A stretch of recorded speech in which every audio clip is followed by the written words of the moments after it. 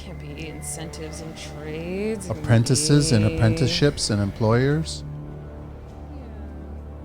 Yeah. All of us together, hanging out, trying to figure out where do you go, who to hire, how to build. Yeah. How to build Canada's. How to become. How to get more people into construction trades, all different levels of it. Okay. How to's.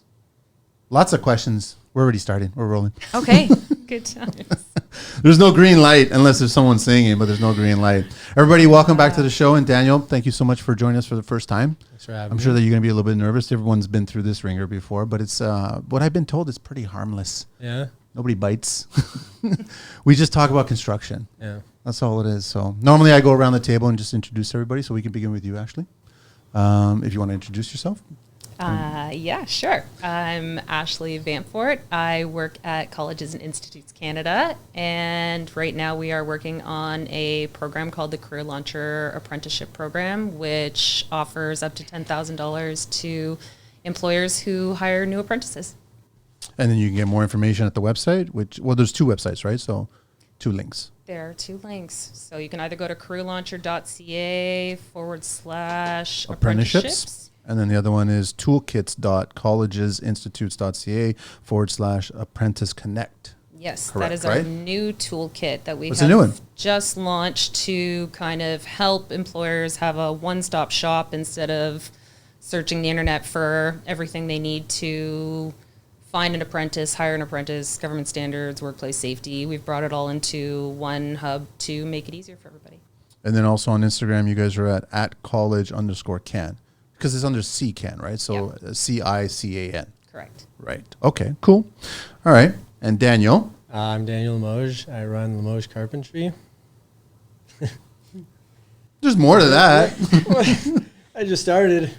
Yeah, I just started my company. The Instagram again is it's Loge, and you spell it LIMOGES. Yes. .carpentry Limoges.carpentry. on Instagram, right? And then my email's limoges.carpentry@outlook.com. What's Limoges? What's the background? French. That's what I thought. I was going to guess, but I didn't want to upset everybody today. There's a place in Quebecois. there's a place in Quebec called Limoges, and there's a place in France called Limoges. Okay. Good. You know that, Ashley? No? I live close to it. Oh, Not that far. okay. And Julia, welcome Hi. back. Hello, I'm glad to be back. Thank you. I'm Julia Lundvall. I am the Brick Chick on social media. I'm a Red Seal Brick and Stone Mason. I work and live out of Toronto, Ontario, and I'm also a part-time instructor at the Ontario Masonry Training Center. So I run my own business, the Brick Chick Masonry, and constantly thriving and trying to find literally anybody that wants to be a bricklayer because it's super fun, and I'm trying to promote that all over my social media. So if you want to go check that out and watch some cool videos and possibly get inspired to build something awesome, I will be there. And it's at the.brick.chick That's it. on Instagram. Yep. Did you also study there? I did. I Yeah. went to school there. I got So now you're my instructing there. yes, Which is awesome. yeah, part-time for the newbies. So it's been a really good experience, and just to see it on the other side has been kind of liberating. How's Brick been this year? We're going into the cold season now. It's been an insanely busy year. There's always a constant demand. Is it 1 tank of propane for the crew and 1 tank of propane for your home for barbecue? That kind of idea going on right now? Yeah, for sure. Got to stay warm. It's Canada. It's Yeah, Toronto. right now we're inside, so I mean, if you're gonna start paying for tarping and heating, that's just like an insane, budget that I do not have. I'm a small business.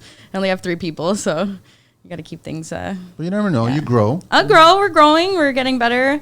I do a lot of subcontracting with Avenue Road Masonry, and those guys have helped me grow my business immensely. So I'm super grateful to those guys. I want to do a shout out for them. So. Totally. Yeah. Totally. Yeah. So Everyone it's all a is- big family. We're all just trying to help each other and get ahead, and And anyone who's listening to the show knows I have a particular love for masons and the work that they do. Not that I'm dismissing you plumbers or you trim guys. I love every trade, maybe not necessarily equally, but I do. But masonry, I still have a love for it. But brings me to Aaron now. Aaron's back on the show. Hey, thanks for having me back. Yeah. Get a little closer to the mic, please. Are we tuned in? So thanks for having me back. Aaron from Expert Plumbing and Drains. Also Expert Plumbing and Heating, which is new to us. When did you launch that? We launched that about 3 weeks ago now, yeah. So we've been working on that in the back end for the last year. Something that's very dear to my heart is training. I'm a big believer in training, a big believer in investing in your employees, investing in people. You know, that's the future at the moment. I think everyone out there knows trying to find people is next to impossible. So realistically, the way it is to create them from inside now, you know, to invest a bit in training and, you know, make sure that they get the careers that they deserve in the industry, you know. I actually have 2 apprentices on their grant system today, and I have 2 more waiting for next year to be signed up to that as well. So, yeah. How many employees you got now? Last when you were on the sitting show around wasn't too long ago. You were at 16 now. I think when I was Wow. here last, it was around 10 or 11 maybe. Like maybe, you know, projected to have, you know, I'd say by February aiming for at least 22. with the new HVAC division. With not HVAC, just plumbing and heating. Oh, just heating. Okay, yeah. Not yet. Soon. Mechanical's next. Wow. Okay, well, welcome everybody to the show. I want to have we're gonna have a really interesting talk here because we definitely want to talk about employers and apprentices and then apprenticeships and what the government is offering. Actually, you're gonna dive deep into what's going on here and the program that's there, because like you said at the start of the show, there's a lot of questions from employers, and I'm sure there's probably just as many questions from the potential employees, the apprentices themselves, right? Sure. And so obviously there's a huge shortage. There's always going to be a shortage of it, right? The building show's coming up, and a lot of people on this show, we've talked a lot about the labor shortage. I'm sure all 3 of you guys have seen that, and it's probably been a question for your own businesses, when or how to expand, right? And it's always been a huge question for you, Aaron, because you have to figure out how to do that, how to find these right people to get on there, right? Yeah, it's fair. It's you know, like I'm in a couple of groups of plumbers and entrepreneurs, and it doesn't matter what industry you're in now, like across the board, it's the same struggle that we're all having, right? We can't get people through the school quick enough. The training standard isn't to where it should be. And, you know, with the cost of everything being so expensive now, it's very hard to be in a position of being an apprentice. You know, I remember when I started, like, you know, 20 years ago, you could survive on an apprentice wage, right? But now with the industry being so competitive, the offset or the labor burden of having an apprentice right now and trying to compete in this industry is really difficult. How are you guys competing business-wise? I want to get economical, right? Obviously we came out of the funny 2 years that happened, 2.5 years, what have you. So were you guys cautious about expanding and growing and considering new employers coming into the business? Well, I did like the most uncertain thing I could think of is I got my red seal and immediately quit my job and started a company after COVID because I just, I was kind of tired of, being under somebody. I wanted to expand my own, my own process of how bricklaying was seen through my eyes. People think about it differently. Everybody does a different level of standard, and I wanted to be as high as I could in that and give that back to other people. The hard part for me, though, it's such a seasonal business that promising somebody only 8 months of work as a small company is next to impossible. How are they going to pay their rent, or even just eating right now is almost tragic. But you've done a smart move where sometimes you kind of go after those interior jobs. Yeah, it's hard to get your foot in the door just as someone so small like me. That's why it's nice to be set up with like a larger company that might be able to get those contracts. But for, somebody like me, it's definitely difficult. What was the biggest hurdle for you leaving employment and then starting your own business and getting that going? Just having the guts to do it and to walk up to, other contractors as a woman and trying to be taken seriously sometimes is super difficult. But I think I said it the last time, like letting your work do the proving for you is all you can do. And I've become more confident in my own abilities. I've learned a lot. I'm stopping to like rush this process. Somebody like you've been doing it for 20 years. I wanted that knowledge right away. And it's impossible coming out of school to have all of that in your brain. Why were you so hungry to just... I think it was just a proving thing. As a woman, I really just wanted to prove that I was good enough because I got a lot of backlash in the beginning. But now I'm just taking it as it comes, and I'm learning every day, and I'm okay with making mistakes. And I think that, I've grown a lot in the last couple of years, and yeah. Are you actively looking for more female masons to I- come into to your business? I would love to like have a team of brick chicks. I think that would be so That'd cool. be awesome, And it would be an honestly. awesome like That would be marketing awesome. tool, I Yeah. think. Like just a bunch of girls rolling up in your All you gotta house do in is like add- a pink you gotta add truck. an S to the chick. Yeah, brick chicks, masonry, yeah, something like that. So They have that in roofing. There's a women in roofing. yeah, I've Yes. seen a couple Everything's companies Yeah. like Camping the companies, bin I've seen chicks. it, Yeah. Like they're all girls with the pink bins. I love it. Just It'll happen for you. well, we'll see one day. One day. So you guys, well, I mean, I know you've been growing and you shared it, but Daniel, when you're on your own now and you've got one person working with you. I have no one right now. Okay. Like I have a couple buddies who also have their own companies, and it's kind of similar. Like they're all kind of one man show, and that's Is that kind by of design? Is it because you guys are having a hard time finding the employers? well. I don't want to take on an employee until I know I have enough work for them. And so like right now it's great because there's three of us, and like when they need help they call me, when I need help I call them, and I don't have to worry about keeping them busy the entire time, and they don't have to worry about keeping me busy either. So it's, if we're gonna do a big frame a big addition, we all work together. Otherwise we kind of just go our own ways, do our own jobs. Is the fear of not finding all these employees that you need to expand your business, is that really where the fear comes from? Because you're wondering, if I take on this job, I really want this job, Yeah. it's big, Yeah. but I need the bodies, I need the people, and I need the skilled people. So is that a fear there for you, for your business growth? I've definitely looked at a couple jobs where I was on the job and I'm like looking at it and I'm going, oh, I have no idea how I'm going to do this, Because in the back of your head, you're...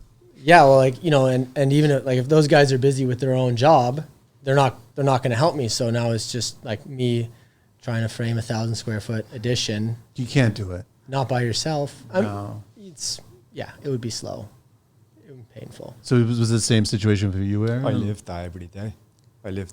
Every day, huh? Because when I first got started in the industry, to get a start, I'm an immigrant, right? I moved to Canada 11 years ago. I'm an immigrant. Right? Don't put down immigrants. What's wrong? Fresh off the boat, as they say. But, Fob. Yeah, it's okay. so I needed financial help to start, right?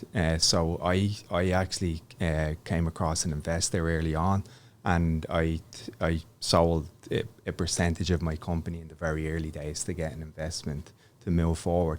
The reason being was because I didn't want to spend too much time working by myself, and realistically I had to go into debt large style to jump over that gap, right? I think everybody that gets into construction goes on their own. They Yeah. come across a wall of debt first. Well, what ends up being hard is that you have a strategy to earn money, but the problem can be is with earning money, too much money early on, is that if you're not operating your business like a business and you're a sole proprietor and you're earning $150,000 a year and you're taking it home, it then becomes very hard to employ people after that.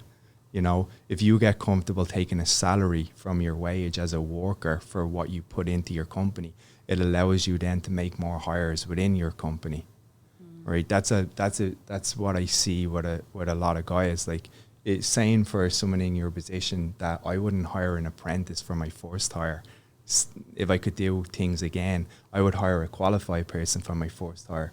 Because the more you can work on your business and not work in your business, that's what gives you the true growth.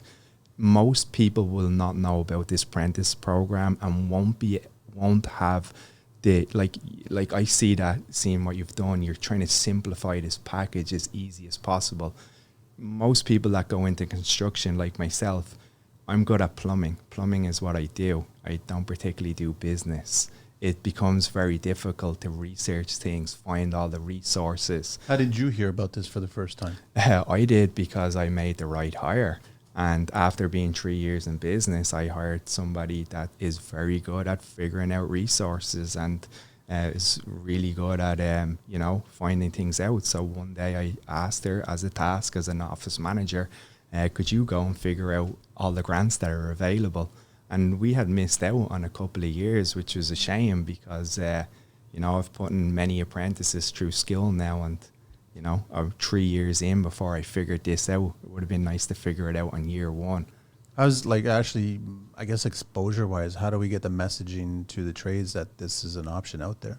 Yeah, so you're not the first employer that we've heard this from. Like, we've done surveys, and a lot of the employers are saying it's challenging to get that information out there, especially because they're so focused on their business and they're spending so much more time focused on building the business, and then these things get overlooked when they should be something that are there just easy peasy. Like, for me, I would add it to all of the skilled trades websites, and it should come up right away. You register your apprentice. Have you looked into this grant? Yeah. That should be the first and only place that they have. How many grants do you guys know about right now that Canada is offering? I was familiar with the apprenticeship grant through the government when I went through my apprenticeship. Yeah. There was a Women in Constructions grant that doesn't exist anymore. Now it's the same as it has been for years previous. So other than that, and then there was some other grants that popped up once I started to try to like go through the apprenticeship hire process. It didn't work out because I ended up not trusting the guy so much, which is, I took some time to get to know. This was the employer? This was one of my employees. Oh, okay. I was considering registering, so I was looking up and searching for grants, and I didn't come across this particular site, but I came across a different one, and the grants were great, but only for a certain grouping of people, and I didn't have any interest in or from those groupings, so it got a little bit difficult. Have you, Daniel, looked into any other grants? The only one I know of is the apprenticeship one. Okay. But that's because I finished my apprenticeship like a year ago, maybe. There's a lot of grants out there for the apprentices. Yeah. This is probably the first one that's out there for the employer, which I mean is great. Finally, with inflation and with how difficult it is for all the employers right now to not only recruit to grow their business, but to even afford tools, to afford PPE, anything, training, any little bit helps. So. What's the amount again? I don't think we've shared the amount just yet. Yeah, so it's up to $10,000 per apprentice, and it's up until March of 2024. So we're hoping to get the project extended, but at this point, technically, Employment Service Development Canada has decided that it's ending at that date. So hopefully we will get extended, and hopefully we will be able to run it for another couple years, and we'll see what we can do. But right now, we've been getting testimonial after testimonial from employers saying how great it is that they're getting help, because without it, they wouldn't have been able to take on apprentices in their business, because they wouldn't have been able to pay them, because they had to put the money towards something else. So for you guys running businesses, how important is the apprentice and part of that apprentice program and getting that person onto your job sites or into your business is mentoring them? That's a lot of time spent as an employer to the employee, future employee possibly, that you got to mentor them. You got to kind of train them, teach them, move them along. Yeah, because there's different levels of it, but it's very personal to the brand you've built, right? So, if you're running a company like Reliance, you put your systems, processes in play, and the apprentice thing is not as personal as it would be for us sitting here. If you're to take somebody and train them, you got to put them out there under your reputation. So the labor burden on training somebody to the ability that you need them to be able to make money and withhold your reputation is no easy task. Sometimes you can hire people and get lucky because they're extremely talented and bright and they shine. And other times you get people who struggle. And typically within the trades, a lot of the people that direct towards the trades are people who often don't excel in skill, right? So that kind of means that we need more education and more programs for extra learning within the trade so they can develop that skill set. What tends to happen in my experience with apprentices that have come through expert plumbing is that when they go to school, they sit in a classroom of 20, 30 guys. So, you're not going to be the first person to put your hand up and say you don't know something, right? But if you can, There's that fear. Of course, and if you can do enough to get by, but sometimes you can invest a lot in an apprentice to get them to their second or third year, and say they find out that, oh, plumbing's not for me. I wonder what it's like to be an electrician. No, it's true. And there's that period of time where they're not exactly sure. They may be interested in this one trade, but they might be interested in another one soon after, right? I look, like, to me, and I always tell the guys that come through, and there's no hard feelings, like, in my eyes, like, up until you're 30 years of age, like, realistically, you got plenty of time to be a professional. You don't have to have it figured out. You can try different things and all the rest, but for employers, and without having a grant or some type of system in play to help us educate those people, it's a huge cost to the employer for you to give all that time and effort. It is a lot of work. I mean, how was it for you, Julia, when you were, I mean, did you have a mentor going up when you were getting started? I did have an amazing mentor when I was getting through my apprenticeship. He took me under his wing, and I don't think I would be where I don't think I would have finished, honestly, without him.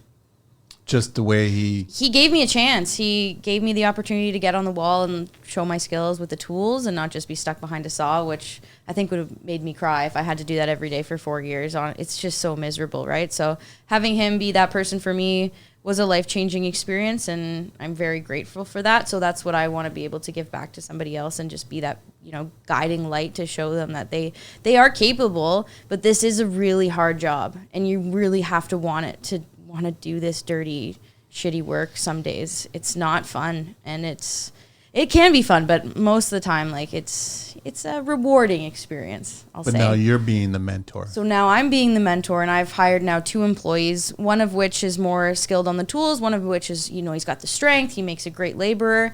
But for the first year, I was basically doing all the work, and they were watching me. So I needed help, like, okay, Both go get men? me this, both men. Go Both get men. me this, go get me that.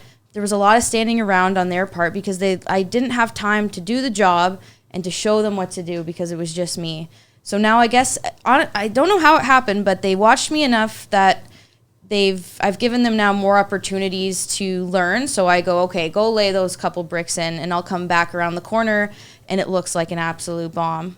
And I'm like, fuck, like, what are you doing? How is that okay for you to put into but I had to give him the chance to learn, and that cost me money, and I don't have a lot of money, so it was hard, but I'm glad I took the risk because now I can leave him alone and he can do a good job. And these guys, they've gotten better. They're gotten better. These guys Okay. are learning. So now we're getting to the point where, okay, I'm going to leave you on a job. I'm going to take on another apprentice, train them, do the same thing. That's the goal anyways.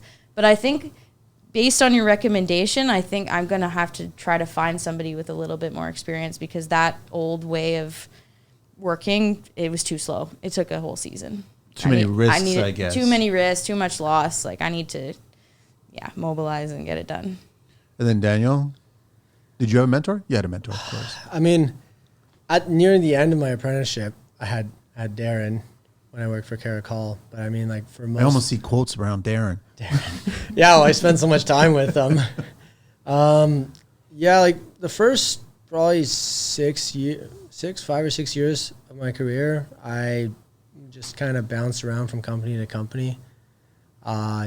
Didn't always found some reason to leave. And then What was the reason? Were you just testing waters? You wanted to see what other employers were like? Yeah, and I did a lot of different things. Like I started off working in Halliburton for a design build company, and they did everything from like the ICF foundation to finishing the house. That was fun, but it was in Halliburton, so Bit of a drive. well, I lived up there when I worked there. Yeah. And then when I came back to the city, I worked for a framing and siding contractor for 3 years. That was fun. Worked for a couple other framing companies. And then I ended up with CareerLauncher for, I think, 3 years, maybe over 3 years. And they're the ones who finally signed me up, put me through the apprenticeship program. And then I finally finished it, took the test. They're still passed. doing it, aren't they? I think they're still doing it. I think there's one of my buddies still works there. I think he signed up. Okay. I mean, like there are grants for them. They do get paid a little bit of the apprenticeship's wage, so it makes sense to do it. How easy is the website to navigate for construction employers? For our website? Yeah, to get this information, because I know that you talked about how that site now has it pretty simply laid out. Yeah, so right now we have the two websites. So we have the Career Launcher Apprenticeships, which is where you apply to the program. And then the ApprenticesConnect is our toolkit. So that's the one that has kind of checklists and stuff that employers can print off when they're trying to figure out how to navigate recruiting and hiring and whatnot like that. But to navigate our incentives and trades, basically enroll now and you One can click. apply in 5 minutes. Yeah. Really? Yeah. Aaron, We've is been that timing easy? people. Yeah, we had no issues with it at all. It was Yeah. pretty straightforward. Very straightforward. Yeah. Really? Yep. Yeah. No The issues application with the is quite payments. short. Payments were fast. Too. Yeah, we just need basic information, your name, your business number. If you're the signing authority for your business, you'll sign a contract. And then once that contract is signed, then we tell you to register your apprentice with your ministry. And once you do that, we request your payment and we release the money. Colleges and Institutes Canada, or CCAN, is here promoting the Career Launcher Apprenticeships Program. Investing in new talent can be a challenge, but the Career Launcher Apprenticeships team is here to help. They are providing financial incentives of up to $20,000 to small and medium-sized employers in the construction and manufacture industries to help them offset the cost of hiring new apprentices. Funding is currently available for a max of up to 2 apprentices up to March 31st, 2024. Employers can allocate the funding for any purpose that supports the apprenticeship, including salaries, schooling, tools, etc. We are working hard to help bridge the gap in skilled trades and support business growth throughout the country. Visit them at www.CareerLauncher.ca/apprenticeships. You can also visit them at toolkits.collegesinstitutes.ca/apprenticeconnect. Yep. I'd love to get your opinions on labor shortage in Canada. We know every other country in the world is having the same labor shortage of pretty much every single trade, except maybe painting. I'm just joking. I'm joking. But there is a labor shortage. We know it, right? So have you guys, I'm sure it's a conversation probably on a weekly, if not daily on the job site with other trades that you guys are discussing it. And if you guys have any insight on labor shortages in Canada? Yeah. I mean, like when I was in high school, they pretty much killed half of the shop programs. When I was in grade 9, they had like auto body, auto, electrical, carpentry. And then by the time I had gone through and I was in grade 12, all that was left was one auto shop and woodworking. So they, I know, they completely crushed it. I don't know. What year was this? How far? You got no gray in your beard. What year was this? I don't remember. That was probably 10 years ago. Okay. Yeah. Right? Yeah, around 10 years ago. So you didn't see any other kids basically pick up or want to pick up a hammer coming out of the school? Yeah, I mean, I was fortunate. Both my wood shop class and then the auto shop class, they were really, really good teachers. So the wood shop one kind of pushed me towards wanting to be a carpenter, which was really, really good. Appreciate that. Julia? When I was in high school, just like going off that topic, trades were not discussed. And if they were, it was discussed as a second option for the people that weren't smart enough to go to university. What was the first option? BCom? What's that? Business? Yeah. Business communication, Yeah. probably? Go get like a history degree and then you end up working at Chapters or something like that. Like it was not discussed. There were no programs. There was woodworking, but it wasn't like pushed. Nothing about the trades was pushed at all. And then now being an instructor at the Ontario Masonry Training Center, I can see the interest in people because masonry is a very accessible trade. You don't need a lot to get started. You don't actually have to have any kind of certification to be a bricklayer.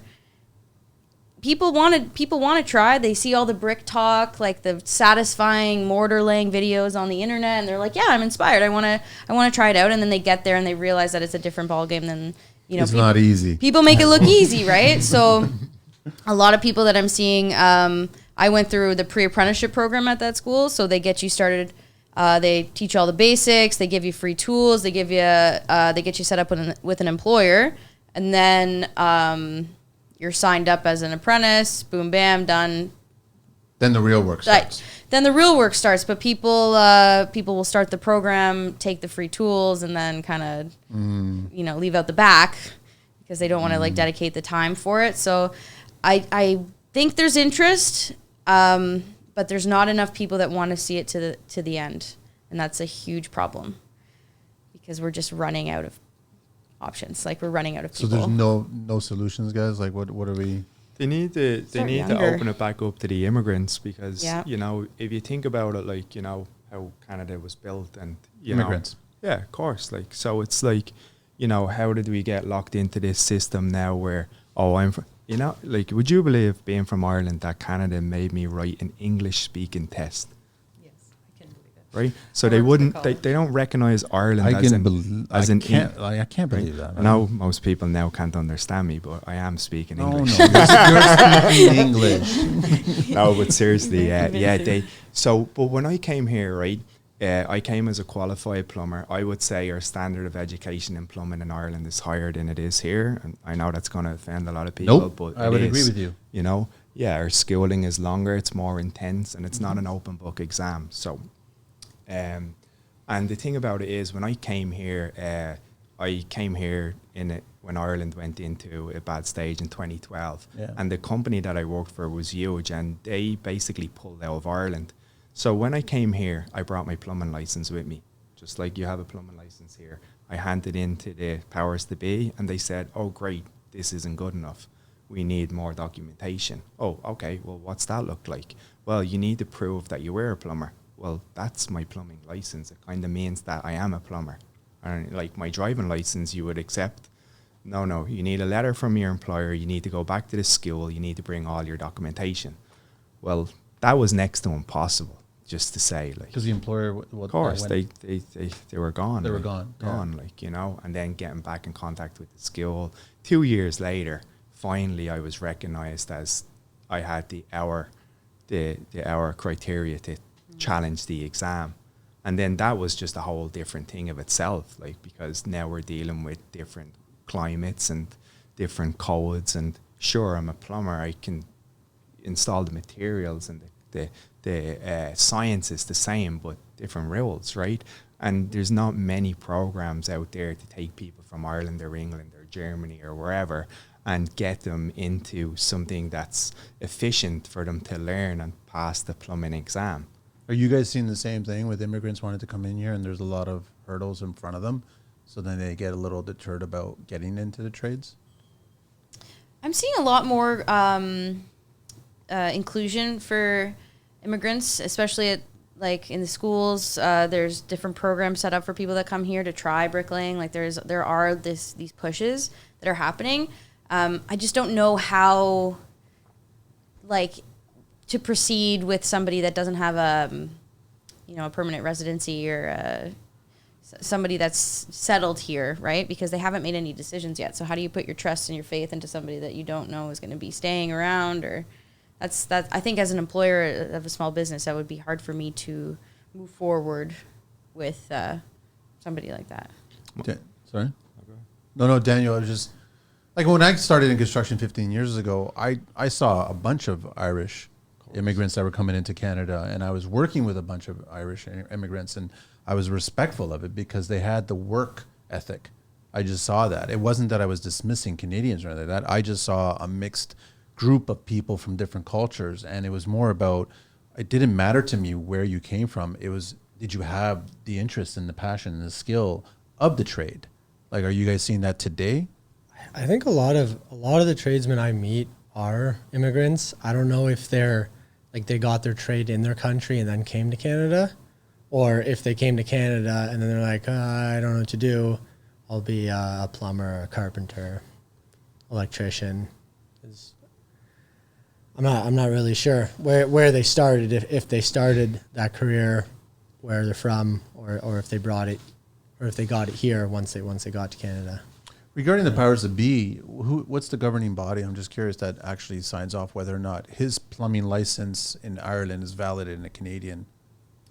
So I believe it's skilled trades, but recently I was actually speaking with skilled trades. So my question to you would be, was it the colleges of trades that existed when that happened to you? Yeah. So what has recently happened, which is actually not something I've ever heard of in the government, but you know, basically the colleges of trades existed and it had many different levels. And so what's happening now with Skilled Trades Ontario is that they've decided to sort of, it's a better word for cut the fat. So they've actually removed 2 levels of people and government to make it easier for immigrants to come in and apply and get approved. Right on. Because before, as you said, there were so many different channels and so many different chains that people were never getting through the process. And so we have a new CEO, Registrar of Skills Trade Ontario, and she is really like pedal to the metal, making it easier for us to help bridge that gap by removing those challenges. Awesome. So it is actually great that we have moved in this direction. When did that start, or when did that change? Quite recently, actually, within the past, I think, year or two. With Instagram and stuff, you get a lot of traction now from across the world. And right now, we're in motion of bringing over a plumber from Nigeria. And sponsoring them? And sponsoring them, yeah. Now, we've been friends now for the last 2 years. He reached out for a job and basically, you know, so I'm taking a big risk on sponsoring this kid and bringing him over. But I can tell you from in-house and myself that, you know, when you leave your family and you leave everybody you know and you step somewhere for a job, you best believe that that's there. You can't show more commitment to a job than that. You know what I mean? Like a lot of the guys that I know that have left, or girls that have left the country and they have jobs, like they're the perfect employees because they're people who, like, they bank on their employers, like they carve the path for them, and like they're putting a lot on the line for it, like, you know. Unfortunately, a lot of the kids that I'm meeting these days, they have very unrealistic expectations of what this industry is. You're talking about Canadian kids. I not to just say Canadians, but kids in general. It's romanticized. That's the problem, right? The trades are romanticized? Yes. So, for example, like I went to an event today that was called Level Up, and it had a ton of high school kids. And then it had a bunch of different trades that were there introducing bricklaying, introducing electrical, introducing welding. And it was fabulous. All these kids were so engaged. But again, you're watching these kids play in the sand, nice and gently, you know, and then you're watching them put on their harnesses. This is so cool. But none of it really shows the knit and the grit and the work ethic you have to go into the trades, stay in the trades, you know. Is it difficult to ask the kids to spend a day on one of their job sites? Well, they have Take Your Kid to Work Day, which is great. But if you don't have a parent or a relative that is on a job site, but yeah, that would be intriguing. Because then they would get an idea of your day to day, right? Yeah. They would see how you start the day, a project that's going on, currently finishing. We did well with a co-op student. Like, it worked out very well. We had a co-op student, Nathaniel. He came in from a school in Milton. And, you know, like, he was at a stage in his life where both his parents work for the bank, you know, so he was like, you know, will I head this direction or will I go into the trades? His grandfather was in the trades, so the school called us up, say, will you take this guy? I never took a co-op student before. And by the end of it, what he did was we had a strategy for him to go back, get his gas license. So he starts on a gas course in January. He'll do that for a year and a bit, and then we will hire him after that. So worked out really well. Like, it was good to have him. And what's the time limit for you as employers from getting an employee, brand new apprentice, to the time that, like you said, and I agree with you, you make money off of that person? What's that time limit you guys figure? I don't think I'm the right person to ask that, No. given that it's just me and myself and I. Okay. Just based on my experience, it took a year to be able to To realize that this guy has profitability behind this yes, person. that I could leave him and be working at a job, and he is doing another job for me on his own, and I can be comfortable showing up there that it's not going to be a disaster. And I think that's a pretty good timeline, because our apprenticeship is one of the shortest. It's only 5,600 hours. It's 3 years. So in comparison to, a plumbing apprentice, like, it's peanuts, right? So yeah, I mean, if you're not getting it by the first year. But the problem with a lot of these bricklaying companies, especially the bigger ones, you're not even touching a trowel for the first year. Yeah. So You're mud. That's yeah, all it is. you're mud, and you're cutting stuff up, and that's about it, right? So I think if you have the potential to show that you are interested, and you have a finesse, and you have the eye, like, it's like this, you either have it or you don't. And I feel like if within that year, like, you're going to find out. But really you quick. as employers have to juggle so much to assess this individual, to figure out if they are going to stay longevity-wise, and if they have the skills to begin with, can they absorb the knowledge? Will they be in this game for a long period of time, or are they just in here temporarily? Yeah, like what I've noticed from especially the younger guys, and it was the same for myself, a big question for a lot of people is, how much of your craft will you put in when you're not getting paid? Right, so like, how much are you willing to learn off the books? And like, we Is it there?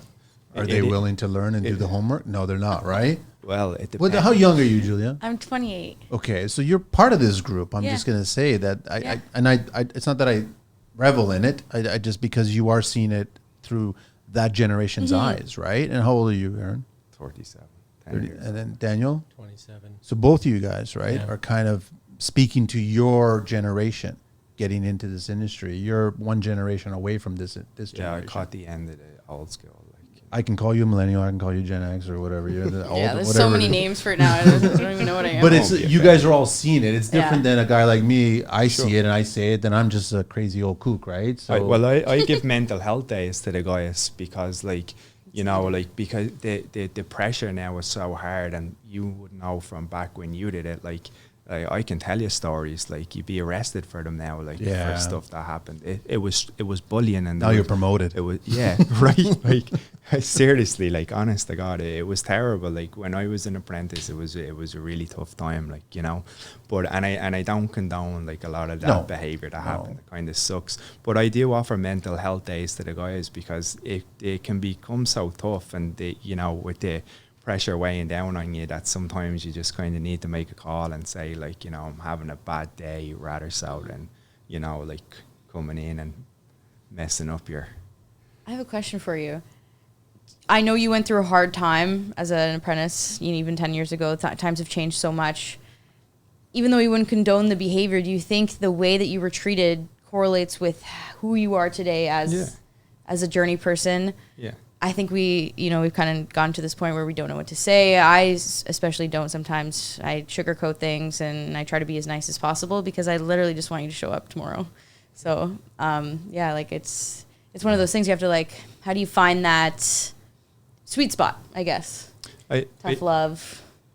From the way I've been able to develop a team fast, I think I'm growing pretty fast in the industry, was like, because we're putting so much into education. Like, I have an educator that teaches within expert plumbing, and I can tell you here and now, like, the guys that weren't interested in it didn't last, because there wasn't really any space for them to grow within the team. Yeah. Like, if you can take 3 hours out of a morning or show up early and be willing to sit in a class that I'm paying for, and take your time to sit in that class and excel, there's not really, like, it's not that you don't belong on my team, so to speak. It's not what I'm looking for. Do the kids, like the apprentices, are they just as interested in the business side of your business as much as the skills side of the business? No, nobody in construction is into the business No? side of the Business business. side. I Yeah. don't even know what Money I'm doing. operating a Fail. business? Same No, here. I have no idea. Same, what I'm right? doing. But you guys all had to learn that too, and I guess you learned it through the hard way. On the fly.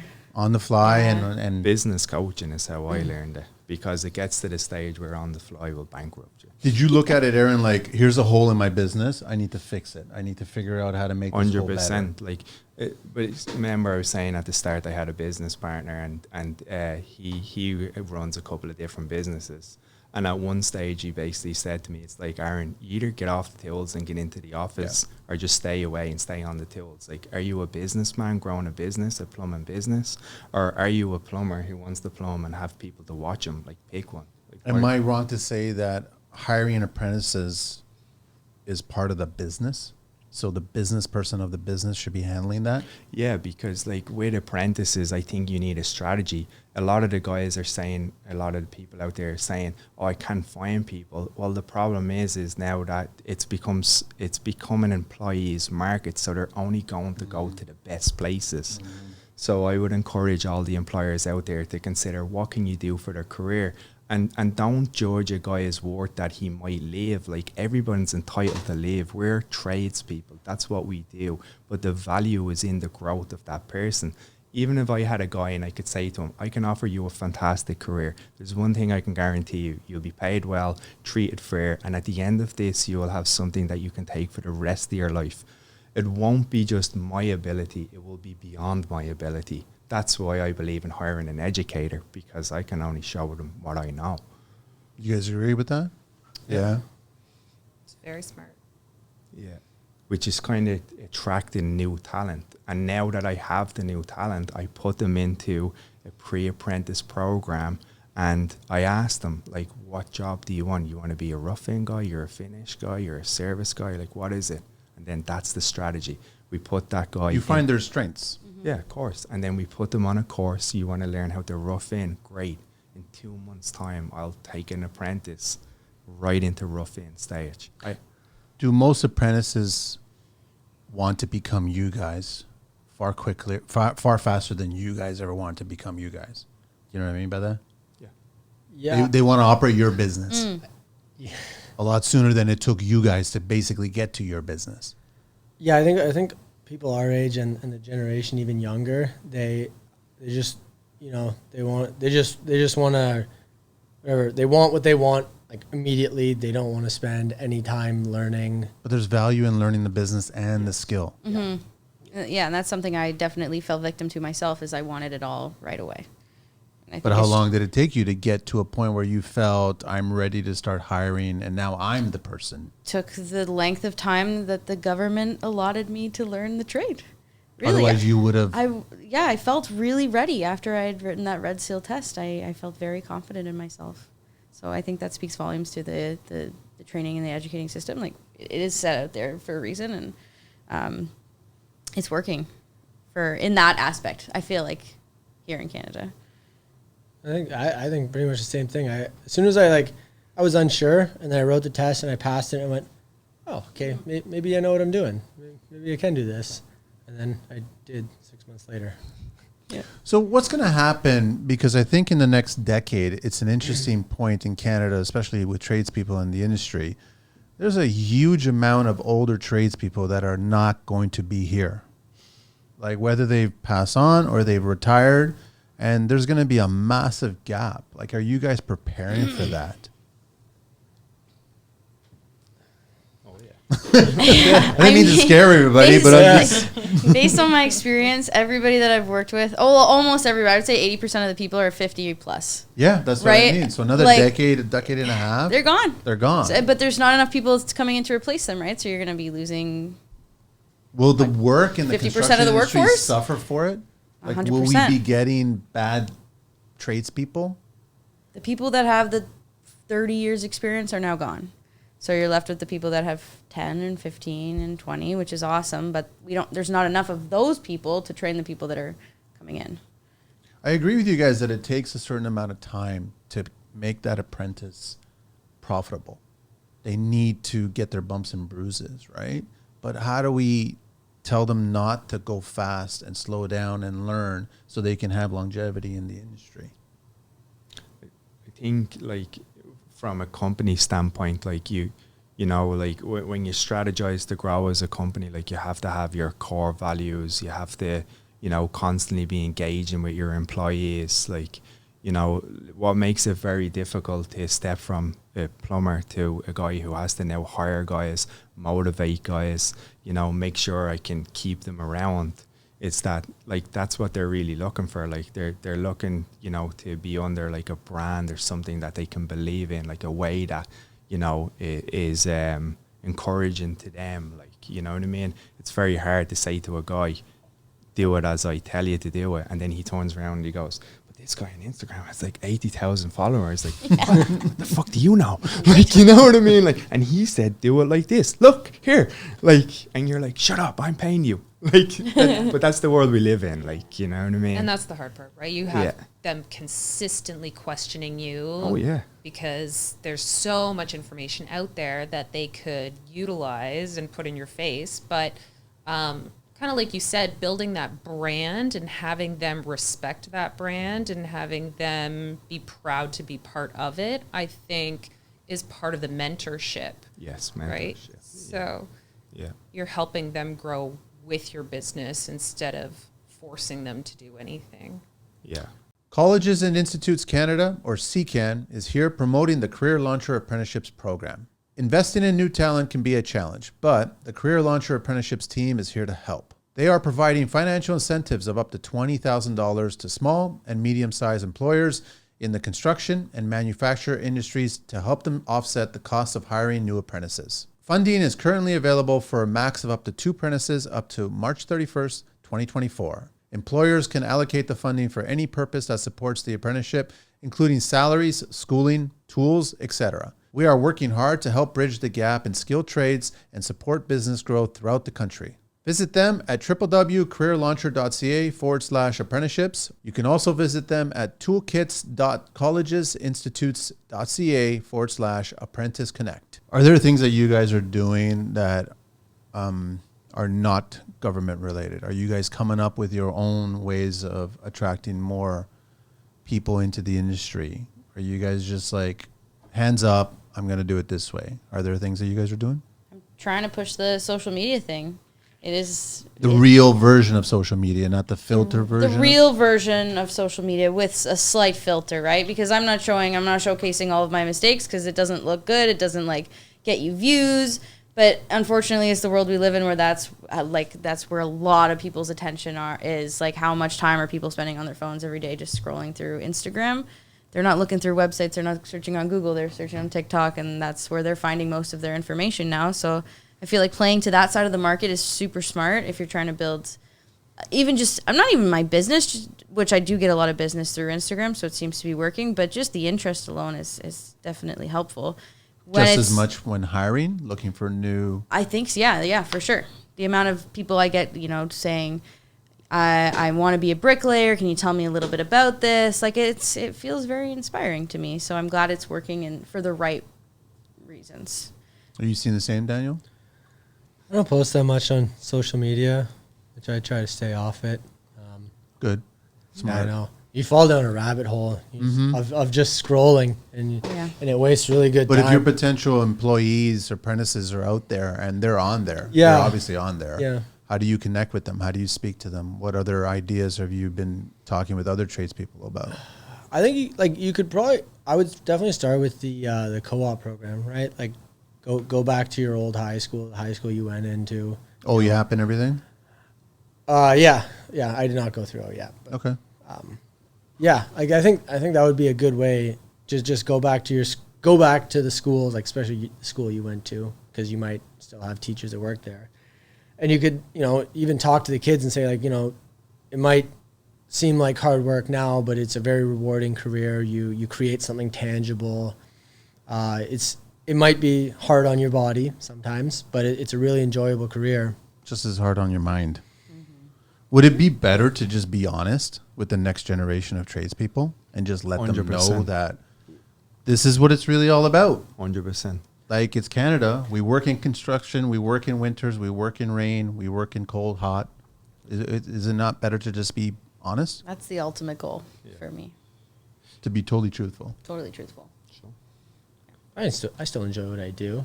I love what I do. Except for the winter. I'm demented, though. Like, crazy. You got to be. Winter is not fun. What? Shoveling plywood? Trying to work without gloves on, because, gloves completely kill your dexterity. You're not a real tradesperson if you wear gloves. That's what my grandpa told me. He's like, you're going to be a bricklayer, you're not a real bricklayer if you wear gloves. And I didn't, and now my hands look like this. And now I wear gloves.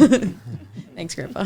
Do you guys, now that you guys are like employers, are you guys retraining yourselves and seeing the value in retraining yourselves? Yes. Oh, yeah. Every all day. the time, right? Mm-hmm. Yeah. It's you pay The more. government has more retraining programs, or are they offering retraining programs? The only one that I've seen is for, I think, automotive, that there's a new incentive for retraining. But you were also mentioning, I believe, the COJG. COJG, yeah. So that's COJG. the Canada Ontario Job Grant. We've recently paired up with them, and I think we're funded through the YMCA, if I'm correct. And we're running a hydronics program, three stages. It's with a guy who worked for Mohawk College, Warren Hyatt. He was a professor there for many years, and he's well known in the hydronics industry. So basically, we were looking to further educate plumbers. That industry is somewhat crossover into HVAC, and it's also really an unregulated industry. And due to that, like, there's a lot of problems there. So we found a way to get funded to help plumbers go on the program to learn how to get installing hydronics, which will allow plumbing companies to, get some guys trained up and get involved in that industry. Can I make a suggestion? What I think the government might want to do or consider? Don't work for the government. I know. I'm just saying that you all.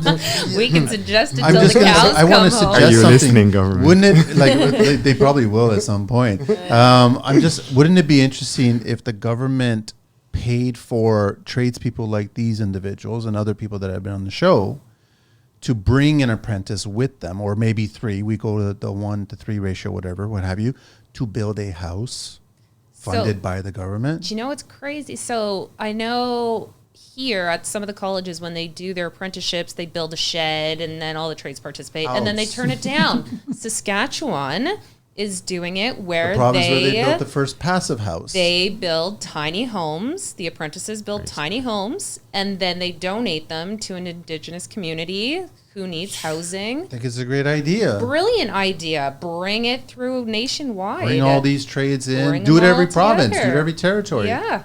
It I'm should be on everywhere. board with that, and I'm sure Yep. that a lot of businesses would be on board with You're that. talking about a housing crisis. Like, what better way to it'd utilize? I think it'd be very interesting if they did that. I don't think it'd be terribly expensive to do it, and I think that you would have don't think so a large either. number of tradespeople more than willing to and want to think be a of the part of that. donations they could get from the bigger companies who want to have their names on board with something like that.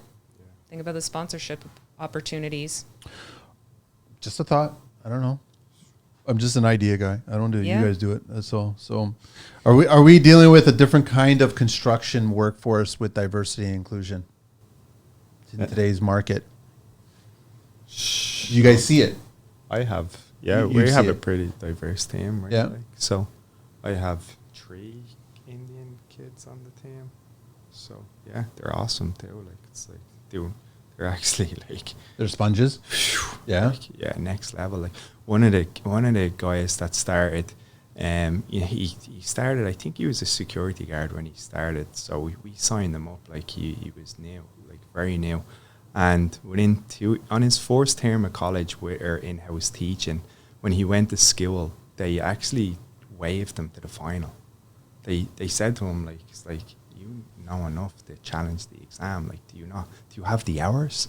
He says, no, I don't have the hours. So they said, if you're willing to just go get your hours, you can just come back and write. You can skip the schooling. So he went from beginner to advanced. He didn't want to skip advanced. His advanced now is in January or February. And yeah, like, he just shined. Like, that's the guy that got his backflow, his gas license, Wow. his med gas, all in 2 years. This kid, he's 19, I think, or 20 years of age. He's living in Canada now, maybe 2 years. He's still not a PR, right?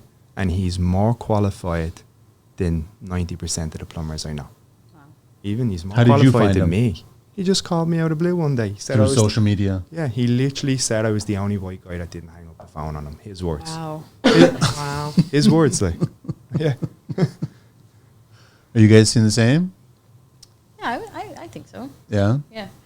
I mean, definitely like through, like the government, there was a little bit of that push, right? But there are huge pushes like through the school just to be able to get any, women in, which I think is amazing.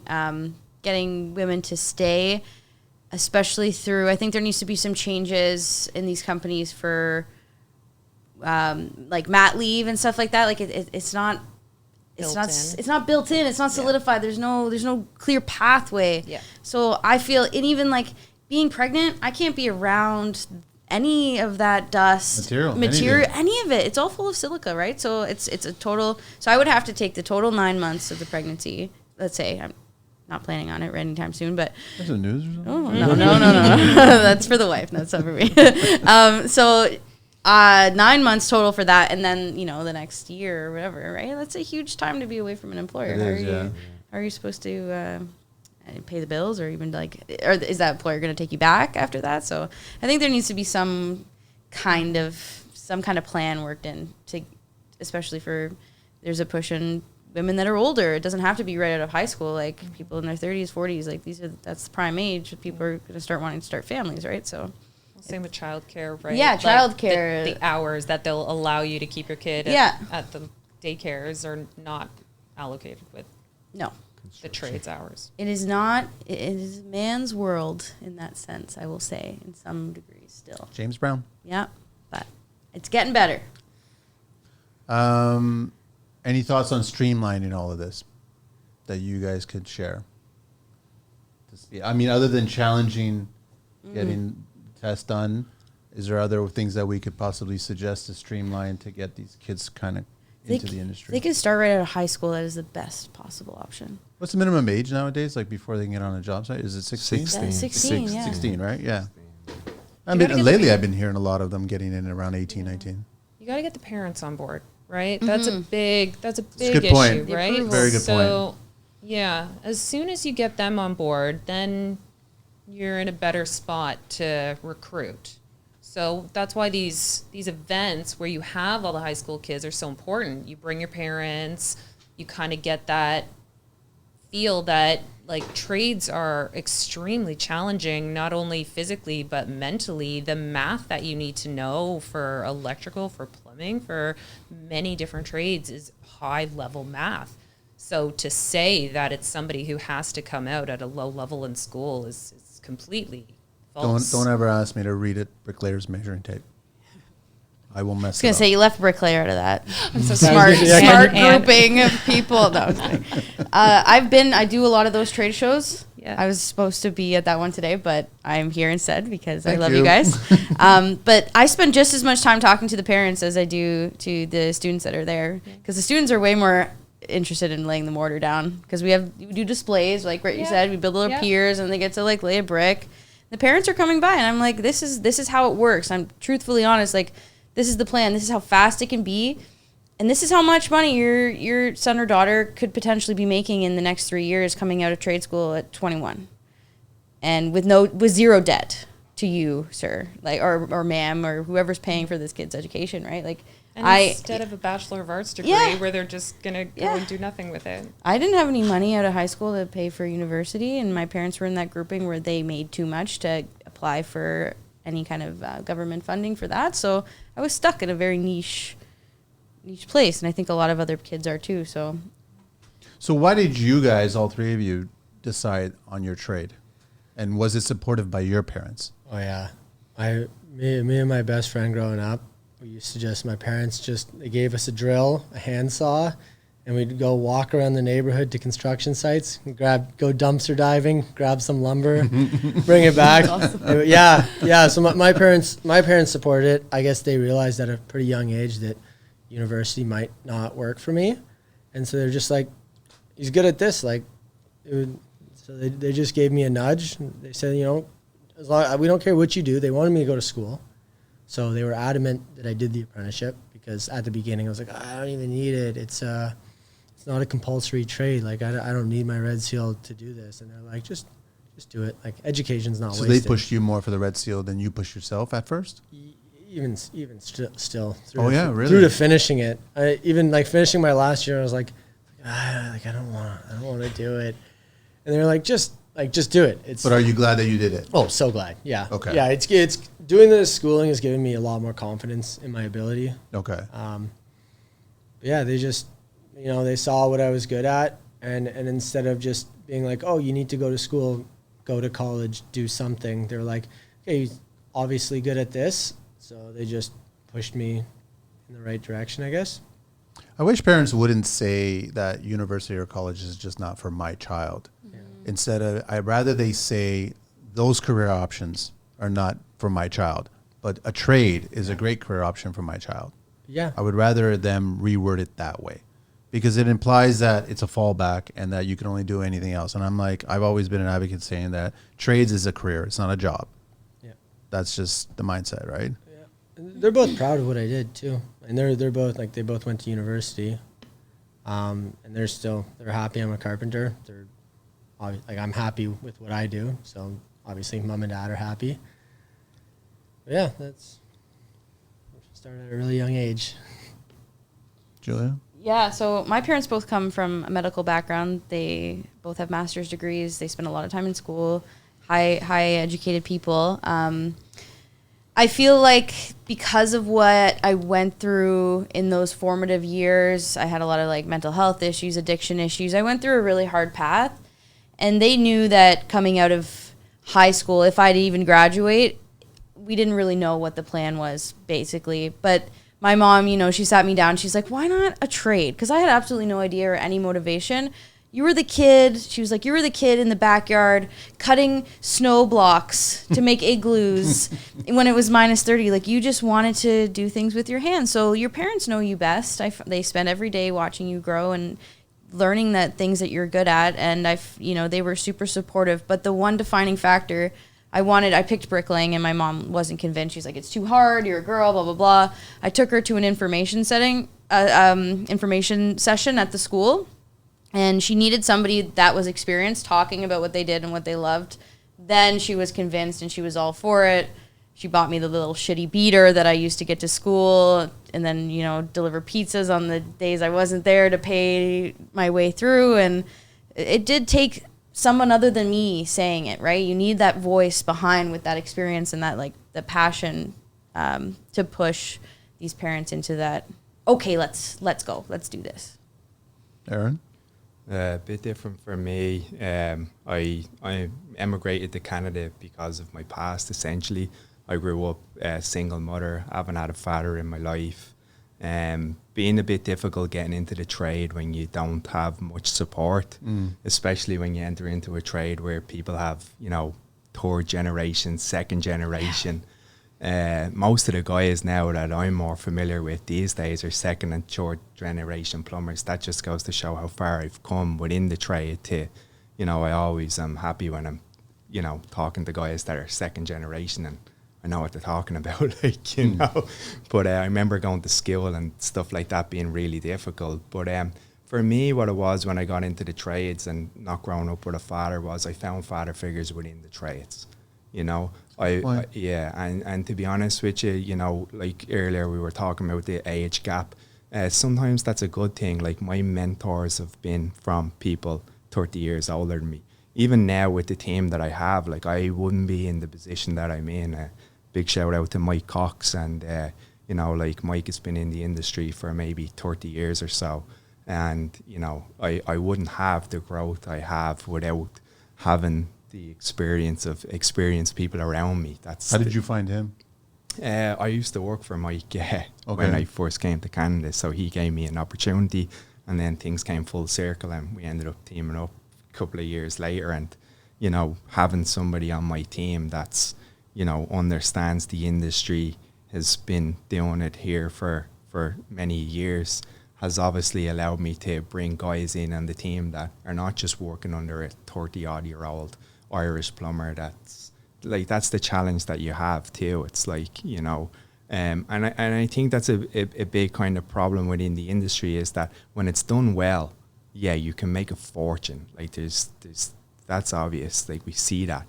But when it goes wrong? When it goes wrong, it leads to, divorce, alcoholism, drugs, and there's a lot of that too, right? Mm-hmm. So it's like, I see where parents may be afraid, and again, that encourages employers in the industry. It's like to, break that stigma and, like, do better in the sense of, setting up RSP contributions, making sure that, like, your guys have a plan, like the team has a a forward plan, and it's not just work till your elbows don't work and then don't work no more. Like, you know. No, it's a perishable career, right? But do you guys consider, all three of you guys, do you guys consider yourself a successful tradesperson? Yeah, I think so. What's your definition of success? That's a good question. I mean, you're whatever, you're going to work every day, I guess, right? People want you to work for them, right? Because you could be a tradesperson, be a shitty tradesperson. Of course. We see it all the time. We see it all the time. You know, I get, like, you know, people compliment you on your work. You know, I don't have an employees, but, like, you know, if for you guys, like, you know, one of the homeowners go, oh wow, like, your employees did a fantastic job, like, the work looks great, they left, the job site was clean. Means a lot. It's amazing. It says a lot. Yeah. Yeah. Yeah, it's very gratifying career. It says to the other tradespeople that are on site, but it also says it to the client, the homeowner, GC if you're working with them. It says a lot at that point, right? Yeah. But you guys are conscious of that.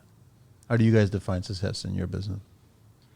I had certain goals for myself, like, throughout my life. And when I got my Red Seal, I feel like I hit that goal, that first major triumph. So I'm trying to set new ones for myself and to be successful. But touching on what you said, that every day that I can get some kind of compliment from the homeowner, just being happy, like, you guys left this site so clean. Here's, like, a sandwich. They went out the other day and they bought me and the guys sandwiches. Like, just because they were just so happy, right? One day job, quick and dirty job. But, like, you know, those kind of things for me, being so new is They speak. It is a big, it's a big green light. You're still working on it. I feel like you're still working on it. To me, like, I can't. It's hard to measure success because, you know, for me as a plumber, like, to be the plumber that I want to be, I have so much of the road ahead of me.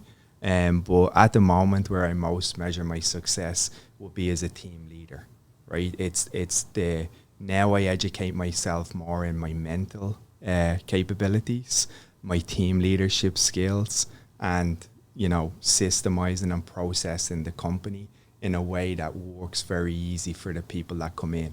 So, you know, what works, what doesn't work, what operating procedures we're using, what software we're using. But these are all things that you never did when you started. No, never. Like, because none of that. Because, like you're saying, there is the gratitude of, like, that's the part that I love. Like, I was able to grow my business because, it's Aaron. Like, he's the guy who'll do a good job. Call him. His phone's always on. Like, he guarantees that level of. It's like, that's how we all got in, right? Because we can achieve that. But now it's like, now how do you teach that, and now how do you get people to do it for you, right?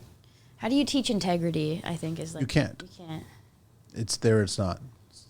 Those are options. What you have to do is you have to be able to basically see who that's what it becomes. It's like, how long as an employer do you spend, like, getting it wrong and know when to change? And if you have systems in play, even like a hiring process for people, you can turn around quicker and not. What happens a lot of the time is, say you get somebody. I've had a guy that came in and he was great till he wasn't great, but when he wasn't great, like, it cost me a lot of money. Like, it was like $30,000 this guy left in damage. Like, he's just on his exiting week while I was in Ireland with my grandmother dying. Like, it's like, but you know what I mean? And after that, like, and many people I know are like, well, fuck that, I'm not hiring anybody else. Why would I want to hire a clown like that? It leaves a bad taste. Of course it does. Right? And then it becomes very difficult to see the next person and treat them. Like, what you have to do is know how not to let that happen to you again as an employer, and not to say that they're all going to do it or they're all the same. No, of course right? not. And that's difficult because that's a mental challenge for you to be able to have the confidence in yourself to overcome things like that, right? But isn't it fair to say that in construction, there are ups and downs? You guys just weather those storms. That's just how construction is. That if it's not just in Canada, it's in the US, it's in everywhere. Like, you got to kind of weather those storms, right? I'd say it's one of the hardest industries to be profitable within. And I would say most people don't understand the profit percentages within this industry. And yeah, there's a lot of moving parts and a lot of putting out fires, you know. Have you worked on commercial, Daniel? A little bit. When I worked with CH. But you guys have all been on commercial, right? Yeah, I did my whole apprenticeship in ICI. That's what I figured, Yeah. right? So, like, is there a preference between commercial and custom resi? I'm loving the customer. The custom? Yeah, like just, Same. Yeah, I love the custom homes. We're doing massive custom projects. Yeah, that's the Yeah. majority of my work. Is it easier for an apprentice to pick up their skills on a custom resi versus a commercial? No, probably on commercial. On a commercial. Yeah. Well, because- that's for your trade. Specific. Well, commercial will be more professional, usually, in my experience. I agree with you. Yeah. More project coordination, more planned.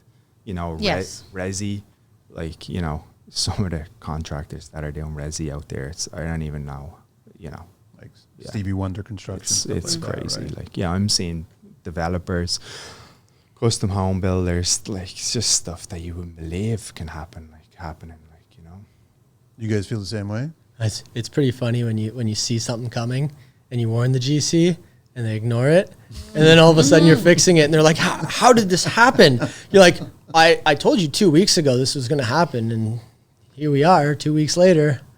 Yeah, like it's gotten so bad. Not that it's gotten so bad, but it's like, you know, it's understanding your client and understanding the avatar. So we've put systems into play for checklists for custom homes that we can basically present to the contractor and have them sign off on it, just for a level of accountability at the end of the job, that the finger can't be pointed, right? And especially with extras is a tough one, because Is it worth doing that same accountability checklist for the apprentice? So then, like your situation that you were away and someone was left here, is it worth doing that, or is that a little too much hand holding? no, I have to do that. You or have else to do it, something right? will tornado. Yeah. I will have to call 5 times a day and go over the responsibilities of the day and the checklist of what you need to do. What's the job again? Okay. And tell me what you're doing. Okay. And you're going to clean up this. Okay. And you're going to blow it down and you're going to hose it down and you're going to do this.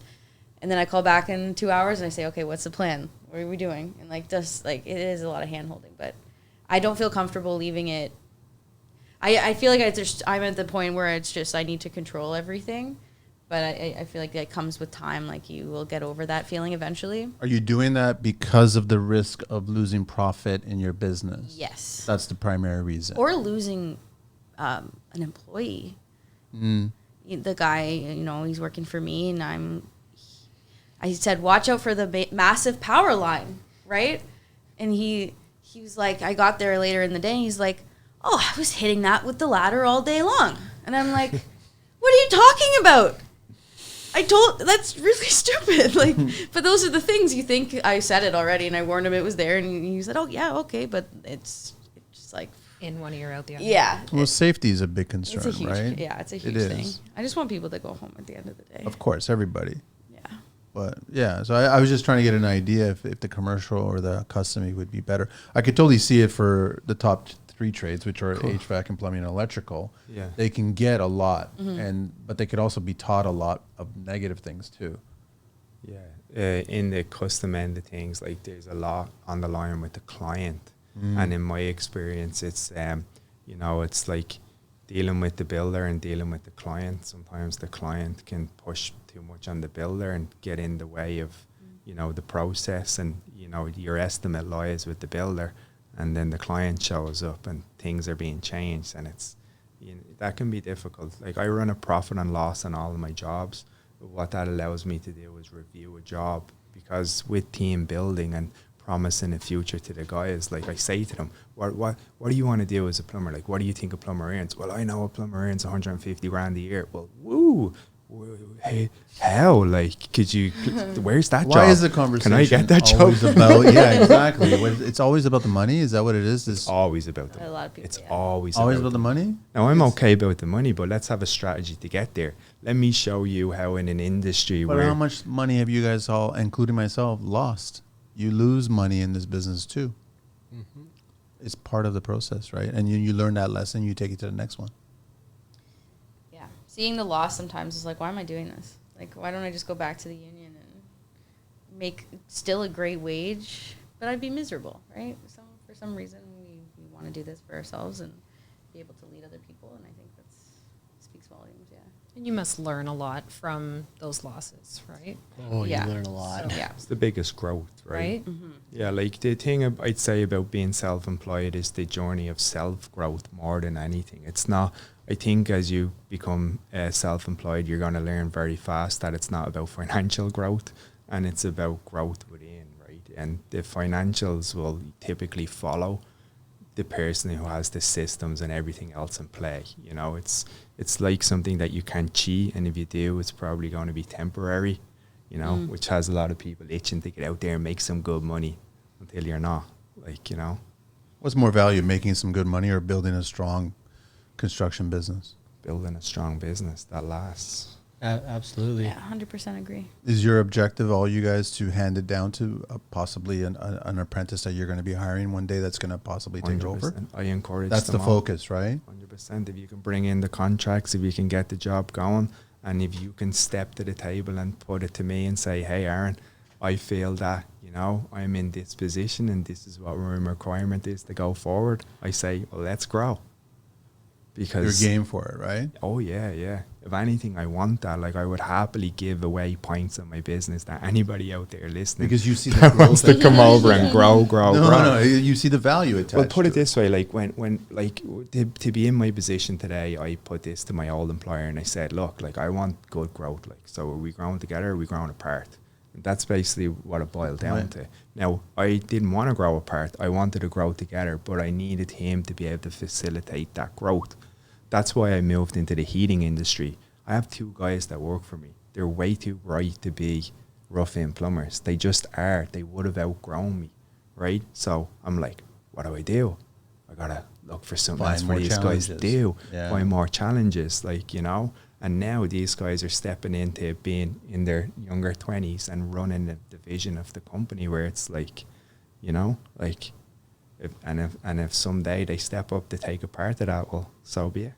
Colleges and Institutes Canada, or CCAN, is here promoting the Career Launcher Apprenticeships Program.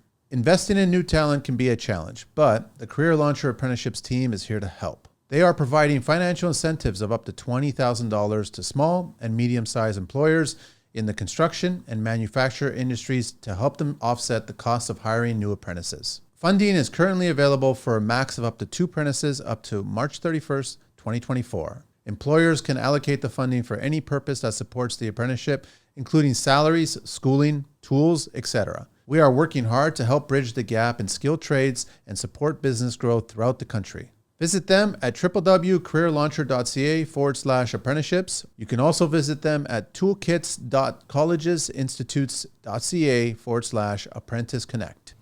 I know that you haven't done the OEAP or been a part of it, but have you guys have any, no? What? Hired anybody that went through the OEAP program? No. Oh, yeah, program. Sorry, my apologies. Sorry?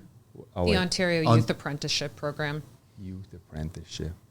So the government pretty much gets you either a student out of high school. High school level. Yeah, and they pay to have the student work for you or under you Like for a a little co-op. bit, kind of like a co-op, yeah.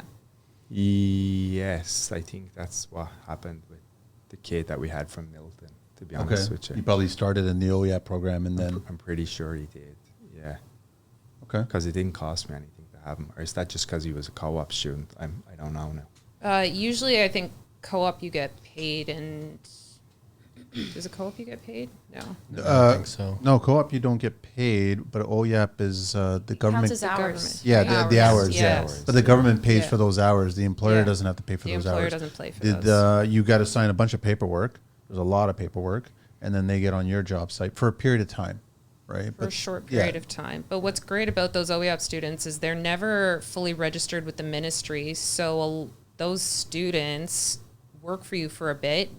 You decide at the end of their time with you whether or not they're deemed to go into an apprenticeship, and then you still qualify for the grant because they were never registered with the ministry. Awesome. Yeah. So it is a good program to like get somebody with soft skills to then come in as an apprentice, because it's a shorter period of time rather than going through the whole apprenticeship process of registering them with the ministry and whether or not you guys are going to lose money because you're spending so much time training them and your journey people are training them and whatnot. So it's a nice intro to the trades that they've created.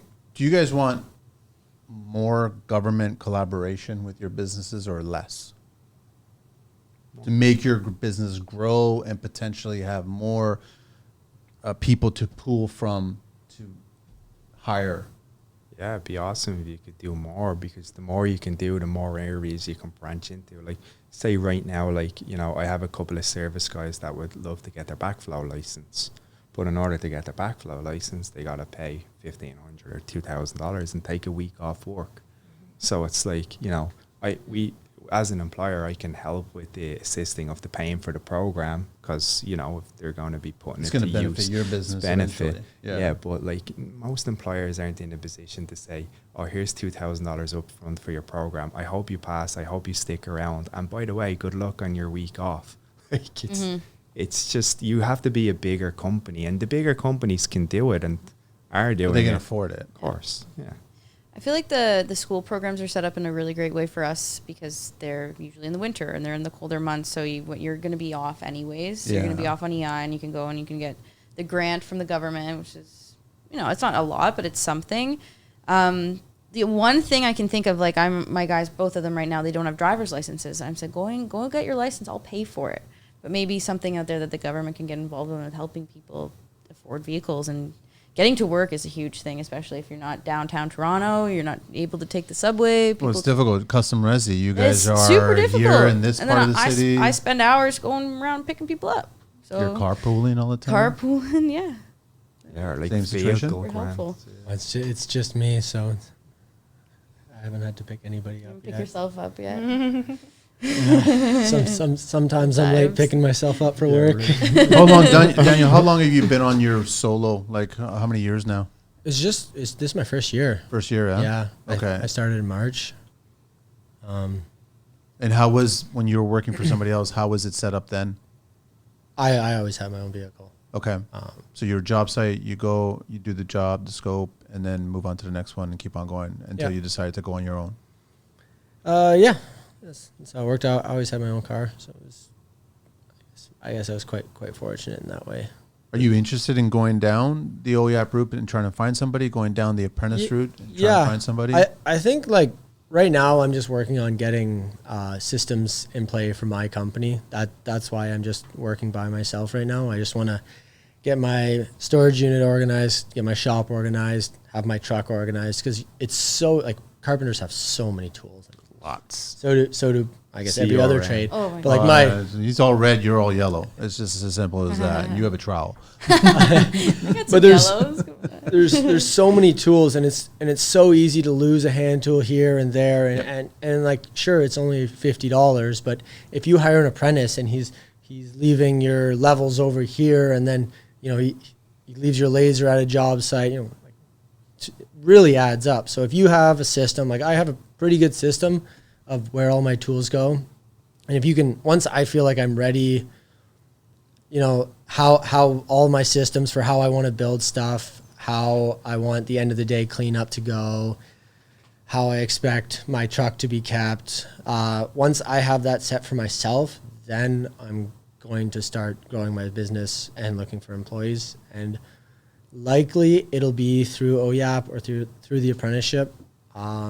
Just because, like, it would be not easy, but easier on a small company like me to hire a young guy, because, you know, maybe I can't keep a 15-year carpenter busy 360 days a year, but if I take a high school kid on for a summer, you know, like summer's a busy time for us, I can take a high school kid on. You can see if they're even interested in that. You can see if they're interested, if they'll work for me. It's a lot less stressful than hiring a full-time employee, and they're like, oh, like I got a wife and kids, and I'm like, hey man, like I don't have any work this week. Yeah, no, it's stressful. You know, especially with the kind of current financial climate. Find it kind of easy to keep myself working, and if I can't find work, then I'm the only one responsible for me. It's just me. Whereas, you know, if you have 2 or 3 guys, it's an added stress. It's a that- different story. But Yeah. are you guys working on how to make your business more efficient Oh yeah, that's Every day. every right single now. day? Every day. You have to be, right? There's working on the business and working in the business. Yeah, there's two different how things. often, and a lot of people aren't working on the business because you're just working in the business, and then that's what makes it scary, right? Like, where I would say is that I have the opposite opinion on I would hire a qualified guy first rather than a helper, because now if you have a helper, you have to concentrate on, you have to keep him busy, so you have the same commitment. You just don't have the same financial obligation. But what ends up happening is that you will spend so much time trying to figure it out with him that if you could put more belief into what you do, you're already in the position of being self-employed, and you've got there because you've been able to, get contracts, get people to believe in you. So now if you can match that with somebody that knows what they're doing, you'd be surprised at how quick you could grow. Then your next hire can be an apprentice, because it can be that person's responsibility To take now care of that and person. now you have two. Now you can actually work on the business. Now you can systemize it. Now you can get your data entry in your CRM. It's very, like, even tools, like I lost 1 year $40,000 in tools when one of my trucks got stolen, right? Ouch. So again, how do you document your tools? Where are your tools? Do the insurance company have a record of all your tools? Are all your tools photographed? Because if they're not, good luck with that. Like, only for I have a team of people, I would have been bogged down in losing major jobs trying to figure out where my hand tools were, while $100,000 in work passed by, because I would have been stuck, right? Yeah. So it's very important that you do have the correct insurances, and you have your tools laid out and photographed and everything in case if something like that does happen. I want to ask you guys, at what point, because I know you mentioned, and I think, Julia, you mentioned earlier about, really quickly that if this person's going to work out or not. But what are some of the telltale signs that you see from potential apprentices or potential employees that are coming on board that you guys finally realize, okay, this person is not trainable. This person is not a good fit for my team. And how will you guys handle that? I've noticed now it's an interest in the art and the beauty of bricklaying. If I hear some of the guys, they talk about it and they're super interested and they're asking me questions about what it is and why it is that way, that's my first sign. I know that they want to be here and they want to do this with me. But if they're not Because speaking people that don't way, usually give a shit about bricks, but the odd person does, and it shines through for sure. so then how do you handle it when you have to let go of somebody? I haven't yet. Okay. I've been really close a couple times, but I just have so much personal investment in these two people that I can't see. I see love the potential for I see them. the potential, and I love them as people, and I want to take care of them. Okay. Like I have a relationship with them. Like it feels like And they're loving the art of the brick. they're loving the art of the brick, and they want to be better, and they want to do better. But everybody has bad days, and I've had lots of bad days through my apprenticeship. I struggled a lot, and I got away with it because I was in a big company, so I could call in sick, and they'd still, be fine without me. Yeah. But I'm not fine without my helpers, right? So yeah. Daniel, you haven't fired anybody yet? No, but I worked for one. I worked for one framer. I was there 2.5 years, and I think we went through probably an employee every other week. Oh, wow. And you could tell within 10 minutes if they were going to last or not. What was the sign? It differed for some. I remember one guy. I was still pretty fresh at the company. I was just explaining them like simple shit, like how we grade lumber, how we leave a job site, how our boss likes the tools. And the guy literally looked at me and goes, "Oh, you guys are carpenters." He just wanted to bang studs together. That's all he wanted to do.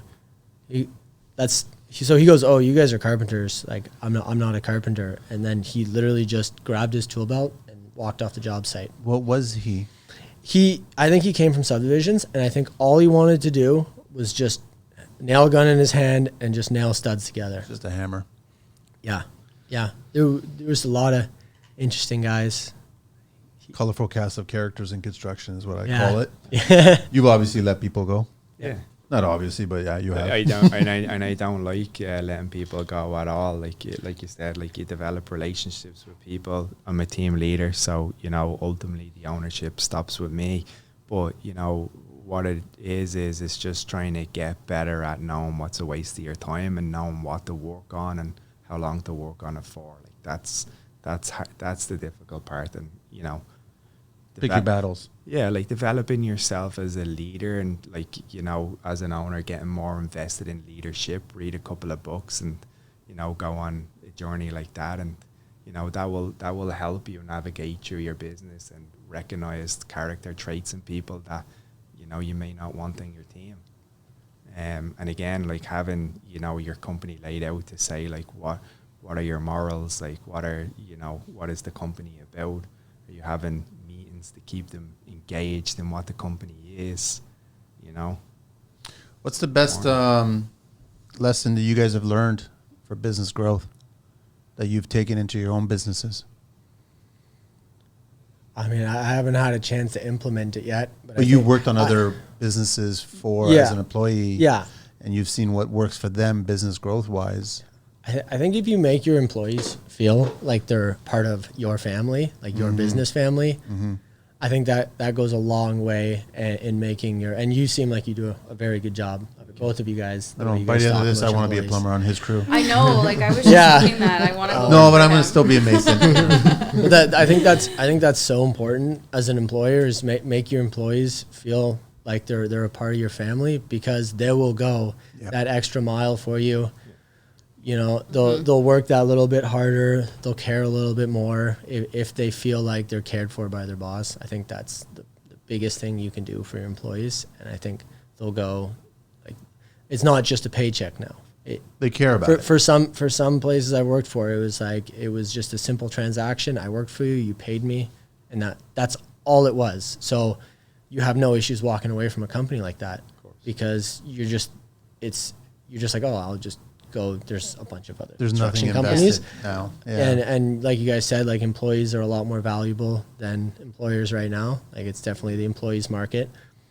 So just make your employees feel like they're wanted, they're part of your family, train them, like I guess spending money on training, make it seem like it's definitely not a dead end job.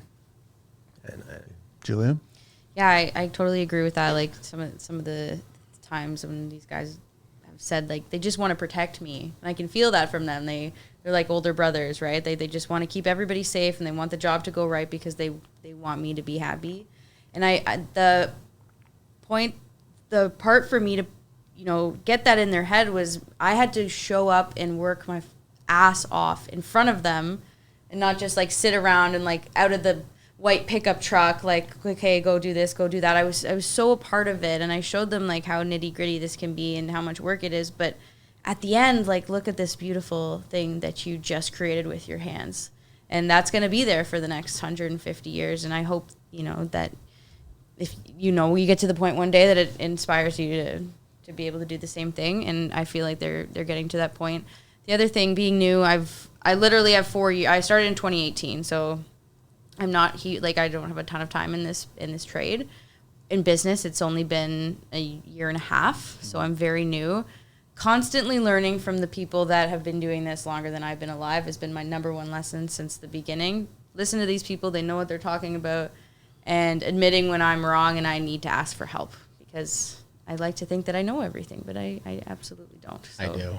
Yeah, you do. I know. I gotta call you, man. I still have a couple more years to mature, I think. Yeah, so that's definitely been my number one for sure. There's been a number of lessons for you, Aaron, right? No, just over the years that you've taken to your business. Yeah, so many. Like, I think the number one thing is, control your ego. Like that's a big thing. Like, I have one of the gyms that one of my nephews he fights MMA, and it says leave your egos and your shoes off the mats, and I always remember that, and I'm like, wow, that's a good one. Like, and be a leader. Like, don't be a boss. Like, I don't like when I'm on a job and someone says, look, you're a boss. Like, I'm like, fuck, I'm not a boss. Like, I'm a team leader. Like, I'm not, so you're part of the crew. part of the crew, like, yeah, just again, like trying to carve a way for them, listening to what they want, where they want to go, you know, really not making them do something the way I want to do it, you know, making them understand that the material cost and the value of being able to do something and be more creative in doing it will save you time, will save you material, will increase in productivity, not just because I told you to do it that way and I'm the best plumber in the world, so you should respect that.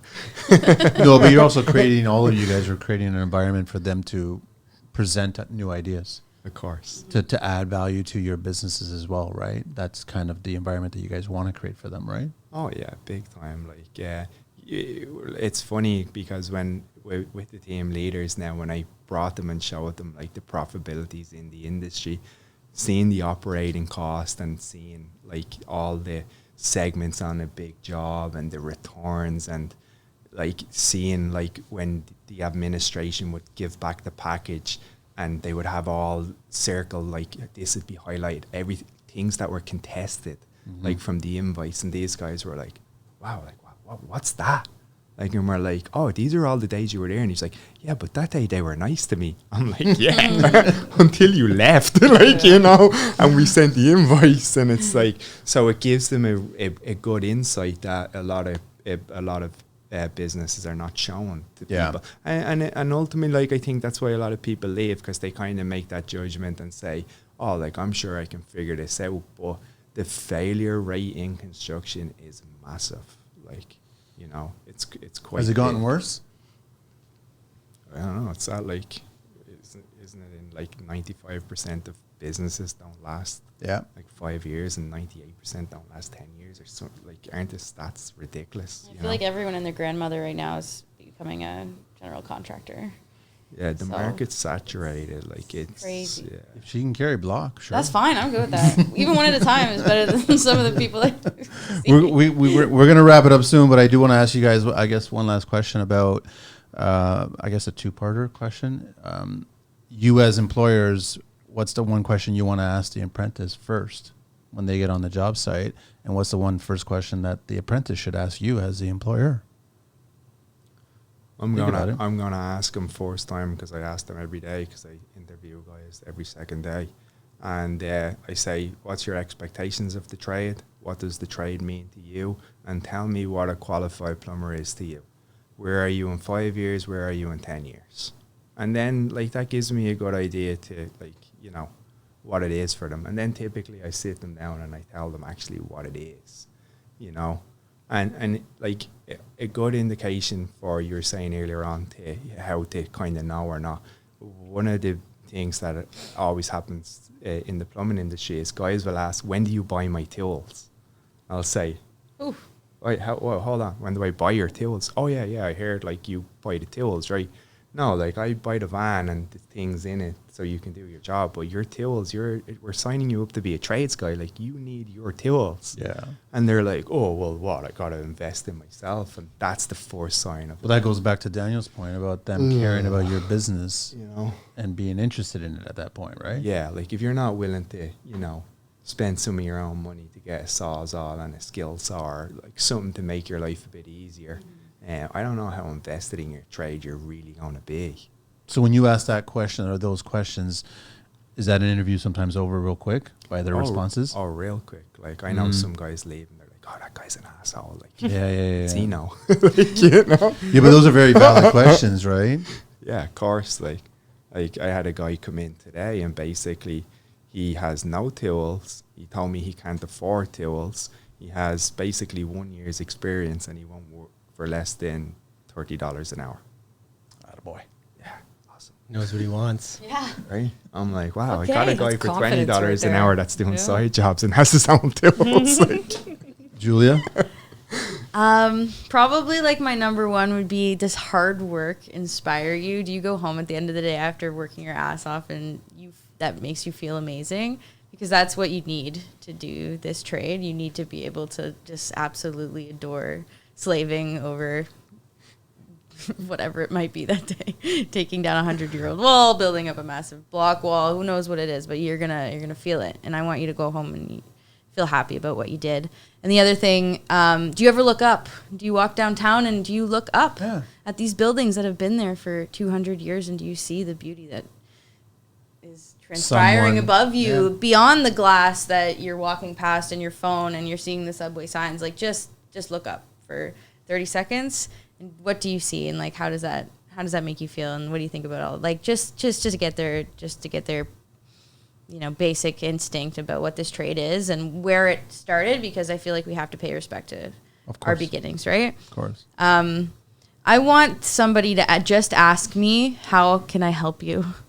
And how can I do that without you having to tell me? I feel like that would be like a number one employee for me, just to be able to figure out what they need to do without me telling them and then coming back to me every 3 seconds to ask me what's next. Be the kind of person that can decipher that for themselves, even if it's something simple like picking up a broom. So be it. But there's nothing wrong with a broom. Brooms are great. Daniel? Haven't put much thought into that yet. Still think I'm pretty far away from even my first employee. So, but it's coming though. It's gonna happen. Yeah, I'm hoping like next summer. Yeah, I'm gonna try and pick someone up. Not sure what I'd ask them, really. Any thoughts on what you want them to ask you? Were you ever asked when you got started and you were on your first time job site and the employer was asking you, or it was like, are you going to show? Was that the question? Well, my first job in construction was a little interesting because I moved. I moved 3 hours away from Toronto, just up north. So I showed some pretty serious commitment to my employer, because I was like, hey, like, Commit. I was like, yeah, I guess. Like they hired me, and I moved 3.5 hours away from home, rented an apartment at 18. And I started working for this guy in the middle of nowhere. I decided I wanted to build cottages, so that's where I went. I guess, I can't remember what he said to me, but I'm sure he was thrilled that someone was that committed to their company. Yeah, that's a huge accomplishment to begin with. Yeah. Okay. But most people ask, like, where do you see yourself 5, 10, 15 years? And I mean, like, you ask an 18-year-old that.